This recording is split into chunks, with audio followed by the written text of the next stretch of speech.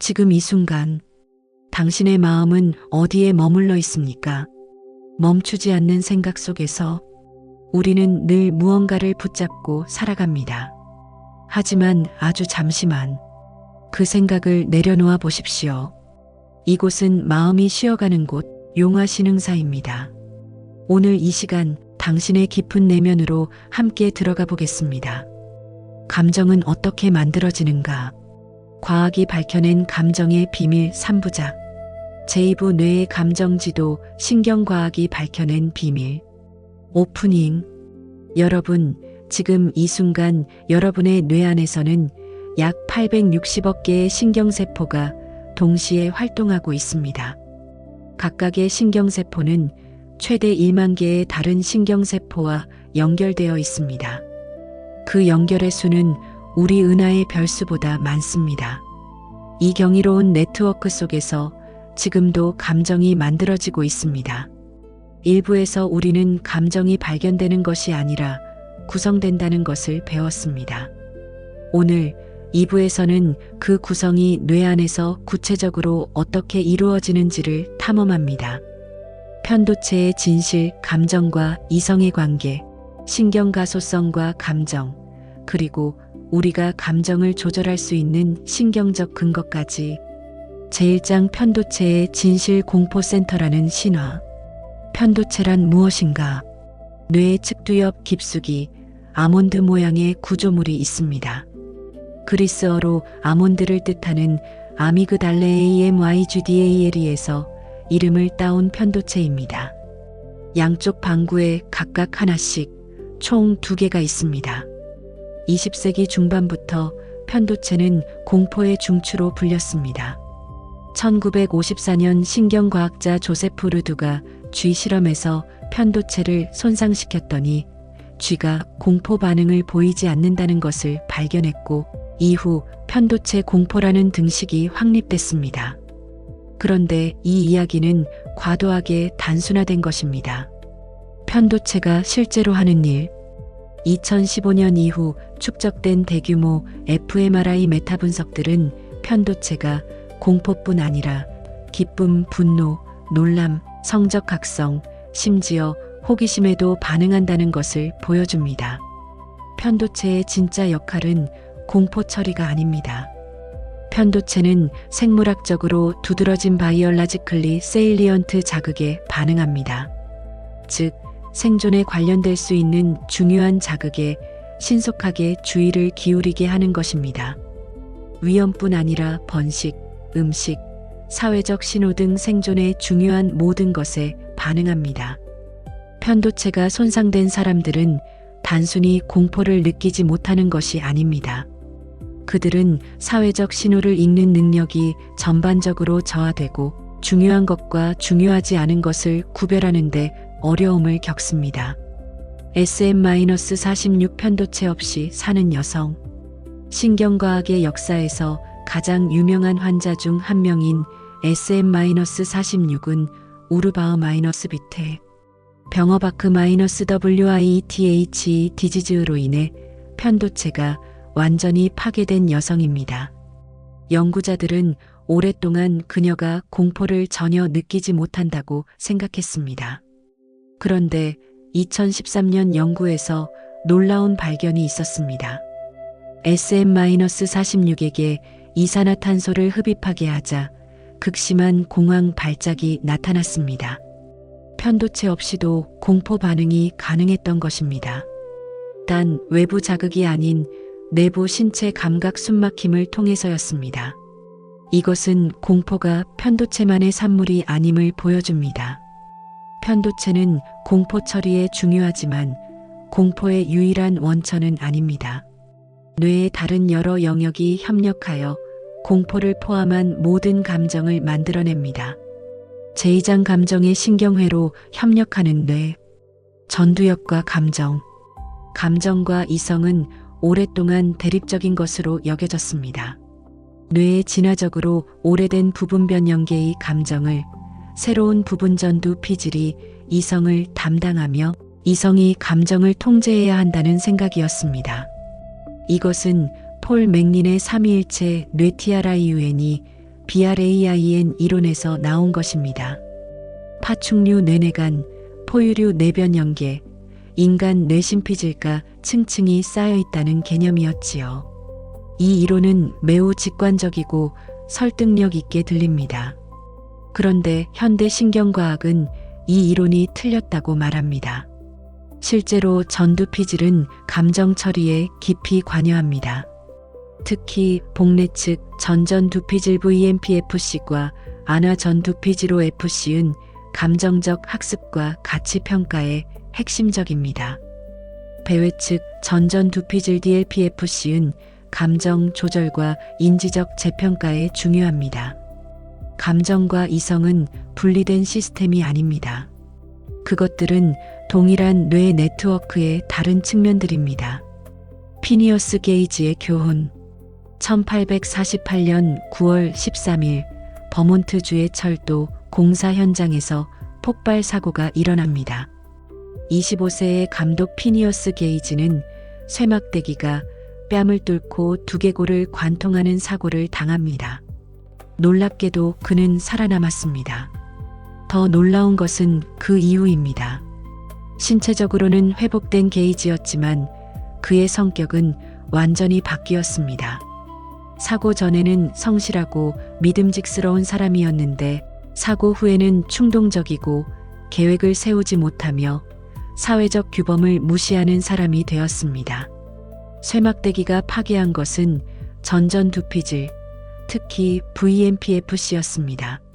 신경과학자 안토니오 다마지오는 이를 연구하면서 결정적인 통찰을 얻었습니다. 감정이 없으면 합리적 결정이 불가능하다는 것입니다. 다마지오는 이것을 신체 표지 가설 소마틱 마커 하이파서서스이라고 불렀습니다. 우리가 결정을 내릴 때 과거 경험과 연결된 신체적 감각직감이 선택지를 필터링한다는 것입니다. 이 시스템이 망가지면 사람은 끝없는 분석 루프에 빠지고 결정을 내리지 못하게 됩니다. 시상하부와 신체 예산. 감정의 또 다른 핵심 플레이어는 시상하부 하이포살러머스입니다. 작은 땅콩 크기지만 이것은 뇌의 화학 공장입니다. 호르몬 분비를 조절하고 자율신경계를 통해 심장 박동, 소화, 체온, 수면 등을 관리합니다. 시상하부는 신체 항상성 호미오스테이서스를 유지하는 핵심입니다. 그리고 항상성이 위협받을 때 혈당이 떨어지거나 체온이 변하거나 수분이 부족해지거나 이것이 감정적 경험의 배경이 됩니다. 배고픔의 짜증, 목마름의 초조함, 피로의 무기력감. 이 모든 것이 시상하부의 항상성 신호들이 감정으로 해석된 것입니다. 뇌서면 몸을 느끼는 뇌. 감정 처리에서 최근 가장 주목받는 영역이 있습니다. 뇌섬엽 INSULA입니다. 전두엽과 측두엽 사이에 접혀 들어가 있는 이 영역은 인터오셉션, 즉 몸의 내부 상태를 감지하는 데 핵심적입니다. 뇌섬엽은 심장의 박동을 감지하고 내장의 상태를 모니터링하며 통증을 처리합니다. 그리고 이 모든 신체 신호들을 통합하여 지금 내 몸은 어떤 상태인가를 판단합니다. 이 판단이 감정 경험의 중요한 원천이 됩니다. 실제로 fMRI 연구들에서 뇌섬엽은 공포, 혐오, 기쁨, 슬픔 등 거의 모든 감정 상태에서 활성화됩니다. 뇌섬엽이 손상되면 감정을 경험하는 능력이 전반적으로 떨어집니다. 특히 흥미로운 것은 뇌섬엽이 자신의 심장, 박동을 잘 느끼는 사람일수록 감정을 더 강하게 경험한다는 연구들입니다. 몸과의 연결이 감정의 강도를 결정합니다. 제3장 신경전달물질과 감정의 화학. 도파민 기쁨의 물질이 아니다. 도파민은 행복 호르몬이라고 불리며 대중에게 알려져 있습니다. 그런데 이것은 심각한 오해입니다. 도파민의 진짜 역할은 보상 예측과 동기에 관한 것입니다. 도파민은 좋은 것을 얻었을 때가 아니라 좋은 것을 얻을 것 같다는 예측이 있을 때 분비됩니다. 즉, 도파민은 기쁨이 아니라 욕망, 갈망, 동기의 물질입니다. 1990년대 신경과학자 볼프람 슐츠의 연구가 이것을 밝혀냈습니다. 원숭이들이 신호음 후에 음식을 받는 훈련을 받으면 처음에는 음식을 받을 때 도파민이 분비됩니다. 그런데 훈련이 반복되면 신호음이 울릴 때 이미 도파민이 분비됩니다. 뇌가 음식을 예측하기 때문입니다. 더 중요한 것은 예측이 틀렸을 때입니다. 신호음이 울렸는데 음식이 안 나오면 도파민 수준이 기준선 아래로 떨어집니다. 이것이 실망감의 신경 기반입니다. 중독이 작동하는 원리도 여기에 있습니다. 도박, 소셜미디어, 알코올 이것들은 예측 불가능한 보상을 통해 도파민 시스템을 하이제킹합니다. 슬롯머신이 항상 이기는 것보다 간헐적으로 이길 때 더 중독적인 이유가 이것입니다. 세로토닌 안정과 사회적 지위. 세로토닌은 행복 호르몬 타이틀의 또 다른 후보자입니다. 항우울제 SSRI 선택적 세로토닌 재흡수 억제제가 세로토닌을 높인다는 사실이 이 오해를 강화했습니다. 그런데 세로토닌의 역할은 훨씬 복잡합니다. 연구에 따르면 세로토닌은 사회적 지위, 안정감, 인내력과 관련됩니다. 그리고 장내에 세로토닌의 90% 이상이 있습니다. 뇌의 세로토닌은 나머지 5%뿐입니다. 흥미롭게도 집단 내 지배적 위치에 있는 동물들은 세로토닌 수준이 높습니다. 그리고 SSRI가 우울증에 효과가 있는 이유는 단순히 세로토닌을 높이기 때문이 아닐 수 있습니다. 뇌 전체 시스템을 재조정하는 효과가 있을 가능성이 높습니다. 옥시토신 사랑의 호르몬의 어두운 면. 옥시토신은 사랑의 호르몬, 결합의 호르몬이라 불립니다. 포옹, 수유, 성적 접촉 시 분비되며 친밀감과 신뢰를 높인다고 알려져 있습니다. 그런데 여기에도 반전이 있습니다. 옥시토신은 내 집단에 대한 신뢰를 높이는 동시에 외집단에 대한 경계심도 높입니다. 즉, 우리를 더 사랑하게 만들면서 동시에 남을 더 의심하게 만드는 효과가 있습니다. 이것은 집단 간 갈등에서 중요한 함의를 갖습니다. 감정의 화학은 단순한 행복 불행의 문제가 아닙니다. 그것은 사회적 관계, 위계, 경쟁, 협력의 복잡한 생화학적 표현입니다. 제사장 신경가소성 뇌는 변한다. 오래된 개와 새로운 제주, 늙은 개에게 새로운 제주를 가르칠 수 없다는 말이 있습니다. 뇌도 마찬가지라고 오랫동안 믿어졌습니다. 성인이 되면 뇌 구조는 고정된다는 것이었습니다. 이 믿음은 1990년대에 완전히 무너지기 시작했습니다. 신경가소성 NEUROPLASTICITY의 발견이었습니다. 뇌는 경험에 따라 구조와 기능을 바꿀 수 있습니다. 런던 택시 기사들의 뇌를 연구한 결과 복잡한 런던 지리를 기억하는 해마 부분이 일반인보다 훨씬 크게 발달해 있었습니다. 그리고 운전을 그만둔 기사들의 뇌는 다시 줄어들었습니다. 뇌는 사용에 따라 변하고 사용하지 않으면 되돌아갑니다. 감정 습관의 신경 기반. 신경가소성은 감정에도 적용됩니다. 반복적으로 느끼는 감정 패턴은 뇌에 흔적을 남깁니다. 신경세포들이 함께 발화하면 함께 연결됩니다. 노란즈대 파이어 터게더, 와이어 터게더. 이것이 해부의 법칙입니다. 만성적으로 불안을 경험하는 사람의 뇌는 불안 패턴에 최적화됩니다. 편도체가 더 쉽게 활성화되고 전전두피질의 조절 기능이 약해지는 방향으로 변화합니다. 반대로 명상이나 인지행동 치료를 통해 다른 반응 패턴을 반복하면 뇌는 다른 방향으로 변화합니다. 이것은 희망적인 소식입니다. 감정 패턴은 변할 수 있습니다. 뇌의 구조 자체가 바뀔 수 있습니다. 명상의 신경과학. 지난 20년간 명상의 신경과학적 연구가 폭발적으로 늘었습니다. 리처드 데이비슨을 비롯한 연구자들이 장기 명상 수행자들의 뇌를 분석한 결과들이 흥미롭습니다.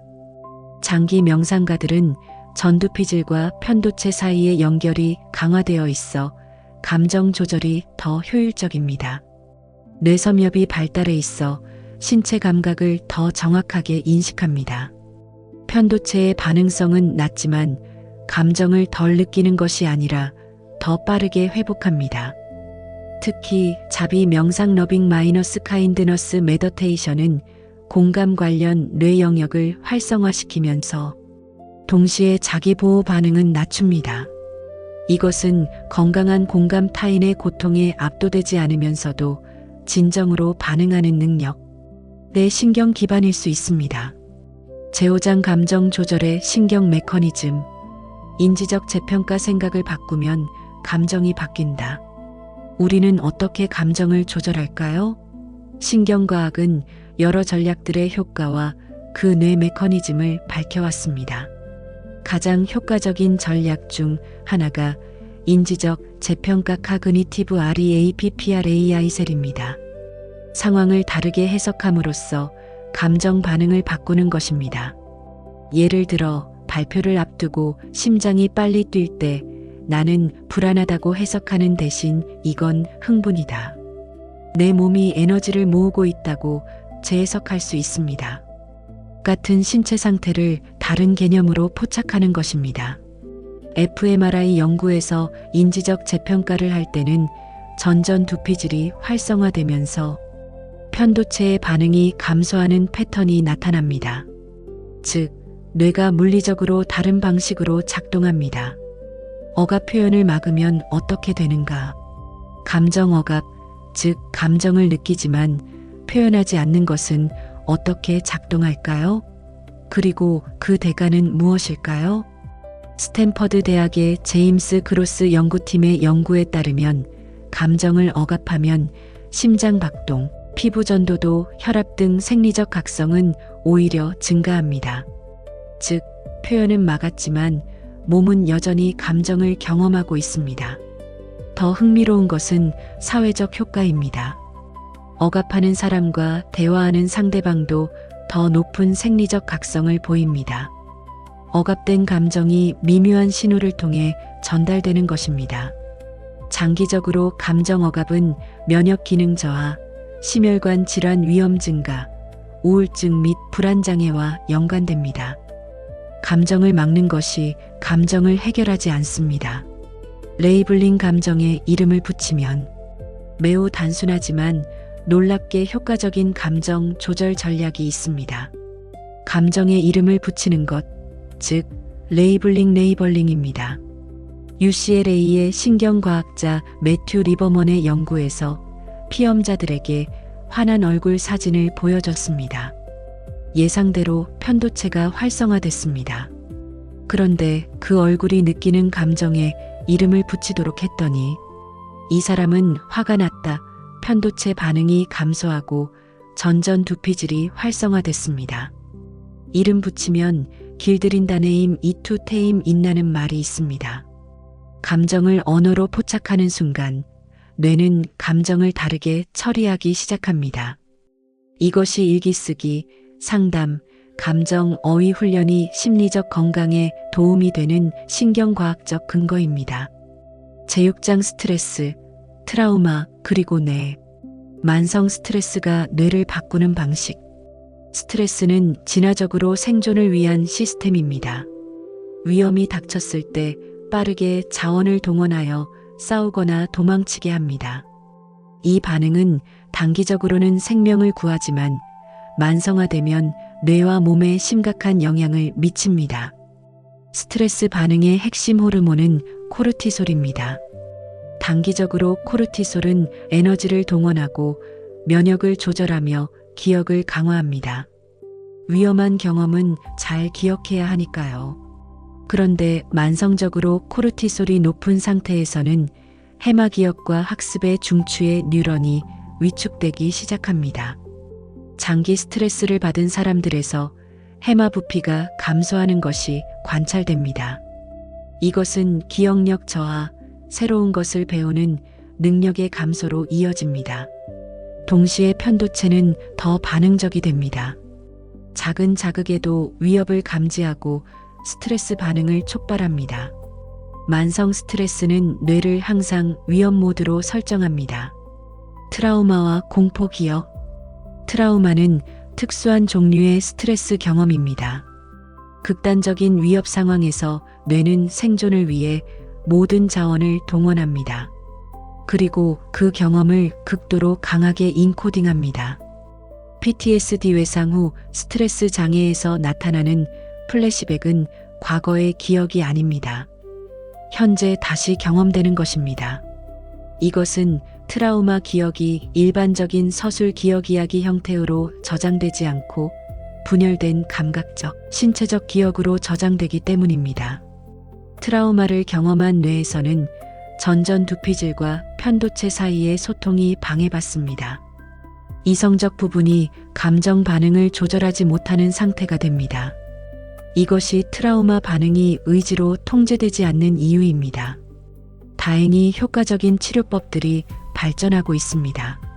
EMDR 항구 운동 민감소실 재처리, 인지처리 치료, 체감각 치료 등이 트라우마 기억을 재처리하고 뇌의 신경 연결을 회복시키는 효과를 보입니다. 제7장 수면과 감정. 잠이 감정을 씻어낸다. 수면과 감정의 관계는 놀랍도록 깊습니다. 하루 이틀만 수면을 부족하게 해도 감정 조절 능력이 급격히 떨어집니다.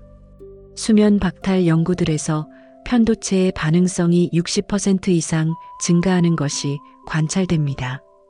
작은 부정적 자극에도 과도하게 반응합니다. 동시에 전전 두피질의 편도체 조절 기능은 약화됩니다. 즉, 잠을 못 자면 감정을 조절하는 뇌의 브레이크가 망가집니다.